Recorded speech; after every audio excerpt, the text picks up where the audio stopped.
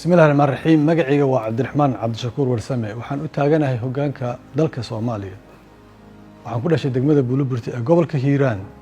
waxaan ka soo jeedaa qoys aabay wuxuu ahaa askari hooyaday waxay aad qof u dhaqaaqda xuquuqda bulshada iyo dadka tabaaleysan intaba waxaan u taaganahay xilka madaxtinimada Soomaaliya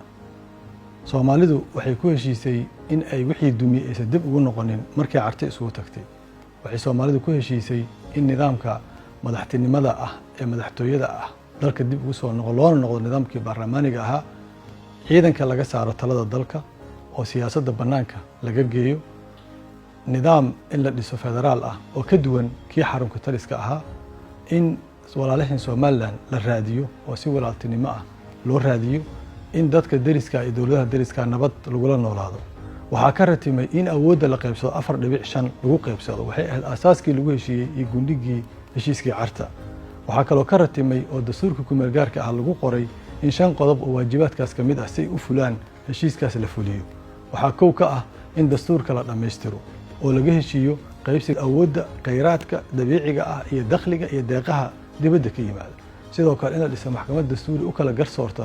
hay'adaha dawladda ishaaya dhexdooda iyo kuwa federaalka iyo kuwa dowlad goboleedka waxa kale oo lagu heshiiyay si nidaamka 4.5 looga guuro in loo guuro nidaamka xisbiyada badan oo dalku ay ka dhacdo doorasho qof iyo cod ah waxay kale Soomaalidu ku heshiiyeen inay dhistaan ciidan qaran oo leh muunad qaran oo deegaanada iyo qabaa'il Soomaaliya ay ka wada tirsan yihiin lagana heshiiyo tiradiisa iyo nambarkiisa sidoo kalena awoodda kala wareega mas'uuliyadeed ee xagga amniga AMISOM shabaabna dalka ka saara oo ka adkaada sidoo kale Soomaalidu waxay ku heshiiyeen wada hadalkii Soomaaliya iyo Soomaaliland shantaas qodob ee Soomaalidu dastuurkooda ku dhigteen adduunkana marqaati uga ahaa midkoodna wax lagama sameeynin shantii maamul ee la soo dhaafay midkoodna waxba kama qabanin hogaanka dalka wuxuu u baahan yahay inuu faham u leeyahay qadiyadaha hor yaalla iyo mushkiladaha uu xalinayo daacad yahay go'aan qaadasho leeyahay fahmi karana waxa ku hareeraysan soo tala sax u qaatana oo hareerihiisa dhigo dadka karti iyo aqoon iyo way aragnimo badan taas Soomaaliya wali ma aysan soo helin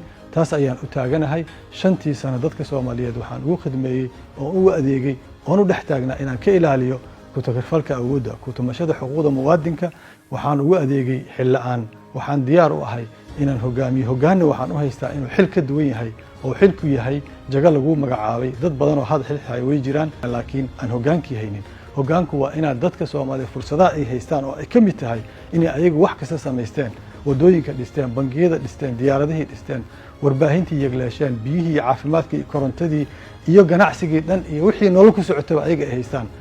kheyraad dabiici ay leeyihiin laakiin ay laayihiin hogaankii uga faa'iideey lahaa wali aysan helin hogaankaas ayaan u taaganahay inaan dadka Soomaaliyeed ku abaabulo ku saameeyo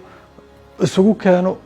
boogahooda ku dhayo muwaafaqo dhex dhigo si ay u dhistaan dalkooda walaaltinimadiina ay u soo cishtaan taas ayaan u taaganahay waxaan ka codsanaa dadka Soomaaliyeed inay ugu taageeraan xildhibaanada baarlamaanka 12aad ee labadiisa aqalna arintaas ay ugu garabsiiyaan waa maasantiin wassalaamu calaykum waraxmatullaahi wabarakaatuh